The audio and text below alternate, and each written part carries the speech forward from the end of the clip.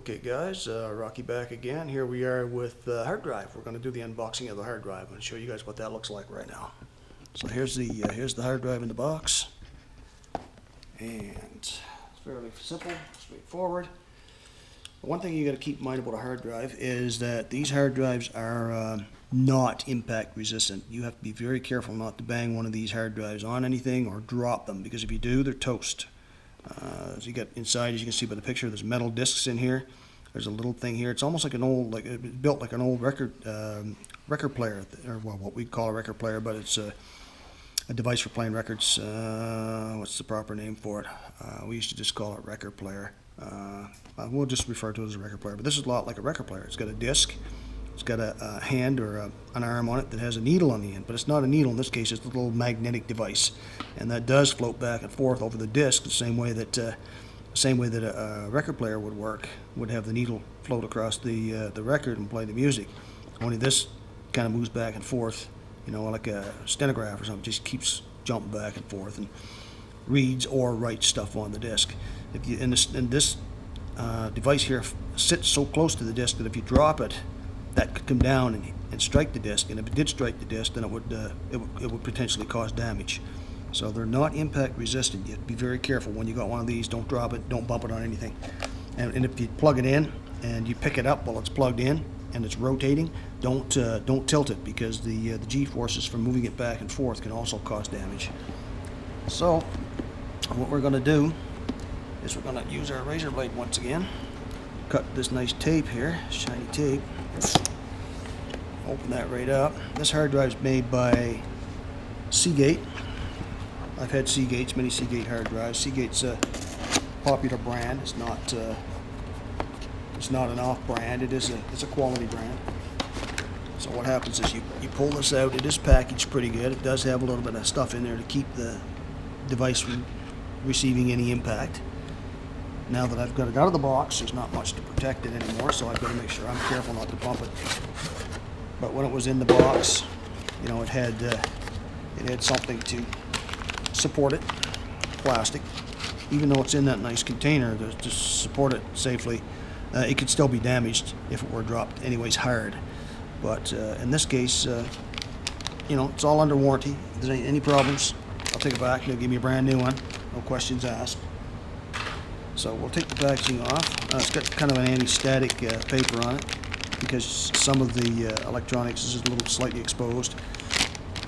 So let's cut this open. We'll dig out our device here and we'll cut some stuff off.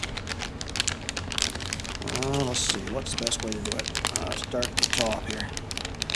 Just go across the top. This is like a... Okay, so here we go.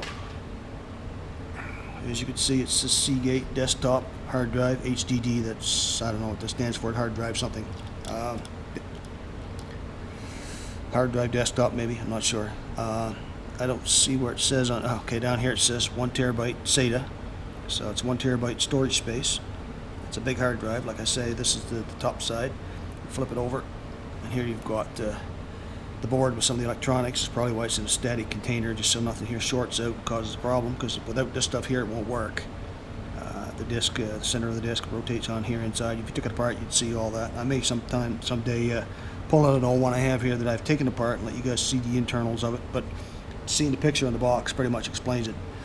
Well, this is SATA. The power plug's in here. The power plug's in here, and then the transfer connection plugs into here. So I will proceed to plug that into the machine, show you what that looks like, how that goes, and get ready to do the installation. Prior to doing that, I've got a few things I've got to set up on the machine itself. Before we get there, I should mention that this did come with documentation. There's a Seagate desktop internal storage upgrade, PCs and Macs. So the book basically, you know, if you've never done this before, the book will show you how to do it step by step. You know, it'll go through and tell you how to install the hard drive and precautions, things you got to be careful of, and it'll tell you what tools you need, you know, screwdrivers, Robertson screwdrivers, and cables and everything, how they plug in. So this is It's pretty intuitive. It's easy for anybody, even if they've never done it before. You've got lots of instructions and lots of help. Online sites there too, probably to help you. If you want to call in the landline, probably where you can call in, and there's a limited warranty comes with it.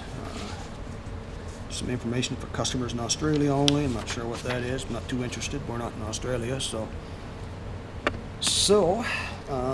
You give me a few moments there, and I'll shut down the PC, reboot it, make sure that I go into the BIOS. I'll show you how that works, so you understand how to get into the BIOS. It's different from every machine, but it tells you. I'll show you how you know what to do, and from there we'll make sure that we can boot into another device other than the hard drive.